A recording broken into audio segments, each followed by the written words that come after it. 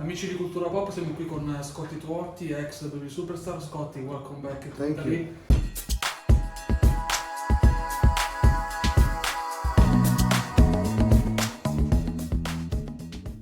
How many years have you been away from Italy? When was your last time here in Italy? I think the only time I'd been to Italy before this was maybe like 2003, 2004 with WWE, and it was quick. It was 4 shows in 4 days, in and out. I didn't get to see a lot, which is what's made this trip so cool. I've spent a couple days in Verona and then a couple days here, so able to actually see something. So it's been really awesome. Speaking about your time in the WWE, you have been one of the few superstars to have been a part of the Attitude era and the Ruthless Aggression era. What was your favorite period, and what was for you the differences between Attitude and Ruthless Aggression?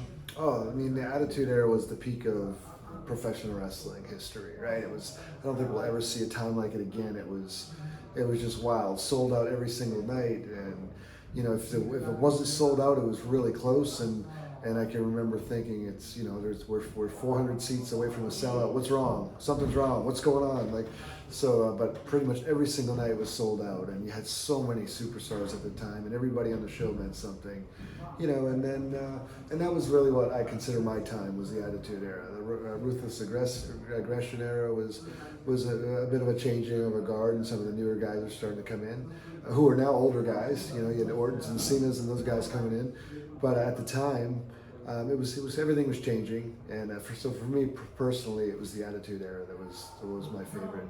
Okay. You were a part of a stable called Too Cool with Rikishi and the late Grandmaster Sexy. Are you still friends with Rikishi, and what do you think about all this storyline with Roman Reigns and the Anoa family?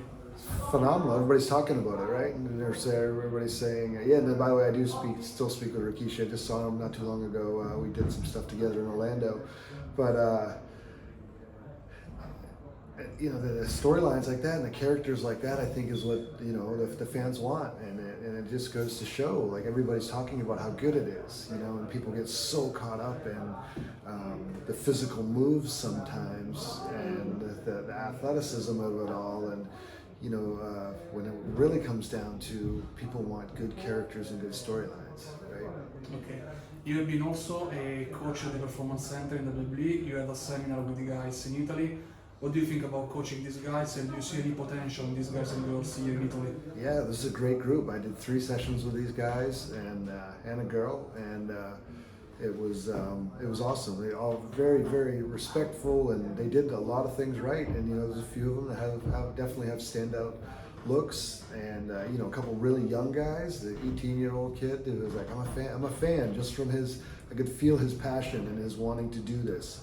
And also his hesitation of feeling he's too small to do this. And I was like, dude, I was as small as you when I first started, and I was younger than you. So, like, just, you have to stick with it and just keep putting in the work, and keep getting a little bit bigger in the gym, and you know, put the work in the ring, and right place, right time, and things work out, right? That's my number one advice. You have to outwork everybody else, work harder than everybody else. That's why I'm where I'm at now, is I've always tried to outwork everybody else. Okay, last 2 questions. First one, if WWE in the future wants to induct you in the Hall of Fame, will you take the spot? Because I think you deserve it. And what are your future plans as a wrestler, as a coach?